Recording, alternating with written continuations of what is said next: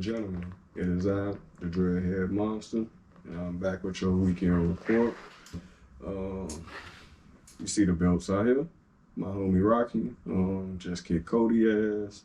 Isaiah Thomas, still one of the baddest men in the NBA, and we are going to have a Illinois basketball player list. Some Vader, the Hall of Famer, Rocky Mountains. That's my dog, but let's get into the NCAA tournament.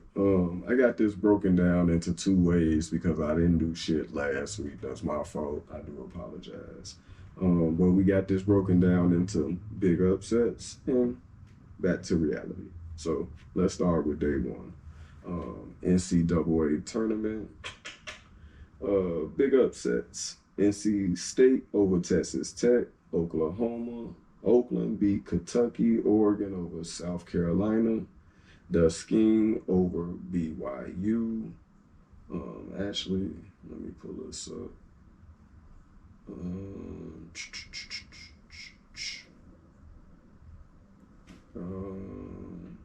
We actually have the bracket, but I keep going. Grand Canyon beat St. Mary's. This is day two. Utah State over TCU. James Winston beats Wisconsin. Texas A&M over Nebraska. Yale over Auburn. Colorado beat Florida. Northwestern beats Florida Atlantic. Scoop this over. Trying to get you this other side of this. We got NC State and Marquette playing now. So back to reality, day three. Oregon loses to Creighton. Duskeen loses to Illinois. North Carolina State, Sweet 16. Northwestern beat Connecticut. Day four, Clemson beats Baylor. Colorado loses to Marquette. Day five, a shocker, Alabama beats UNC. Clemson beats Arizona. Now we are back up today. So women's tournament.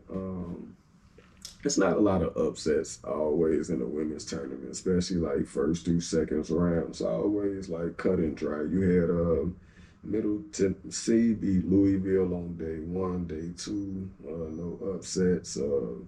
Baylor, I'm not sure if this count as they was a fifth seed, but Colorado beat Kansas State, another fifth seed. Duke beat Ohio State, and like I said earlier, the women's tournament. Final four, number ones, you know how it's going. So you might get a number two in there every now and then, but that final four will be what that final four is supposed to be. So NFL, you got 12 new rule changes. The ones that everybody was talking about the most would be the hip drop tackle ban.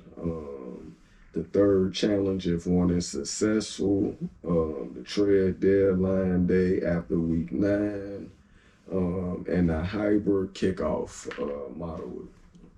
So I guess they trying to bring back, a little bit more excitement with the kick return, which was a Chicago special. Shout out to Devin Hester, got to get points on the board however you can. And then it's a lot of exciting guys, that, could benefit from getting the ball in space and, helping their team, benefit from field position and even, scoring touchdowns. So I always think that's a good thing to try to, progress. The Steelers signed Cordell Peterson last week.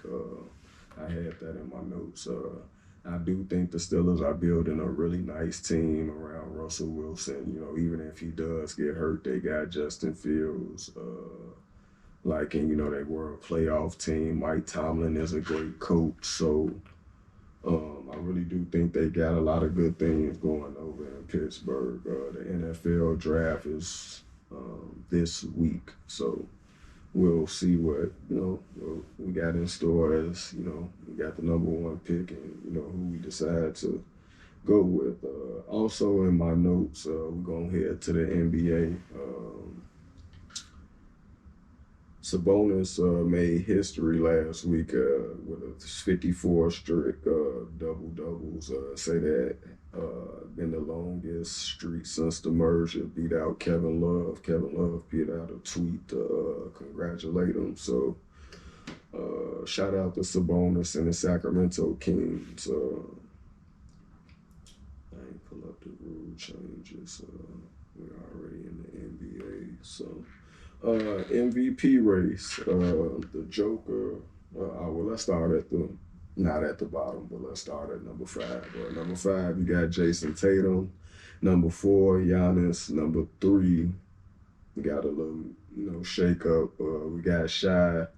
Luka is number 2 now. The Joker still, leading the MVP race. I've been saying the same thing. I hope Shy wins MVP. I think he deserves MVP. That Oklahoma City team is looking like it could make a good run in the playoffs. So, yeah, congrats to those guys still in the MVP race. Wouldn't be upset if Luka got his first one or, the Joker won his third. So, NBA power rankings. Number 5, you got the Pelicans. They were number 6 last week. The Bucks moved to 6. Number 4, you got the Timberwolves, same spot as last week. Number 3, you got the Thunder. Number 2, you got the Celtics. And number 1, you got the Nuggets. I think they've been in this spot maybe for 3 weeks, going on a month. Playoff standings. How's looking so far? We were just talking about the Celtics and the Nuggets right now, and it kind of fluctuates. The Nuggets have the number 1 spot. The Timberwolves are number 2. Celtics number 1. Bucks number 2. Nets number 3. So that will probably end up with the Cavs and Clippers hosting a playoff series. But like I say, it's not a lot gonna change. You got the Lakers and Warriors pretty much locked in, going against each other for the 9th and 10th spot in those play-in games. Suns and Kings, 7th and 8th. Bulls and Hawks. The East is pretty much locked up. So you got the 76ers and the Heat playing hopefully with a returning Joel Embiid to make a playoff run. So it's looking fun out here.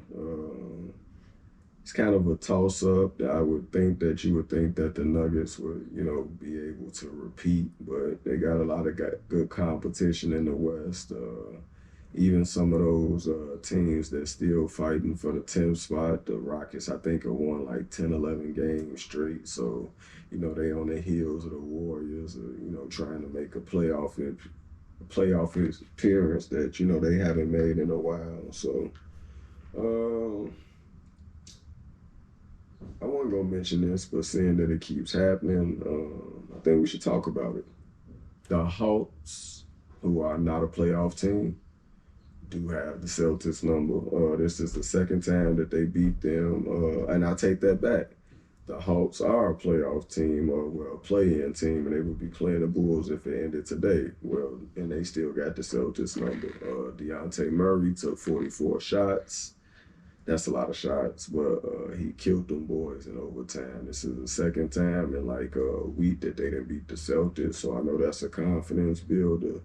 The last thing that we're going to leave you out on is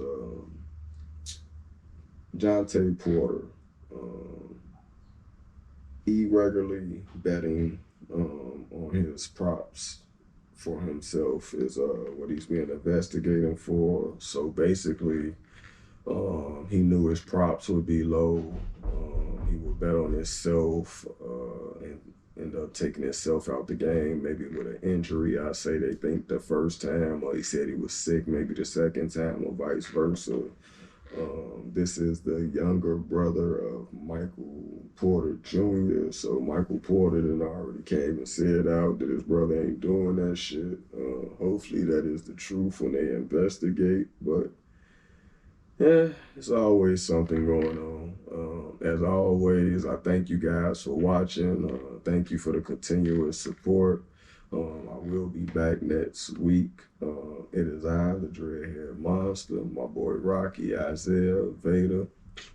See you guys next week. Peace.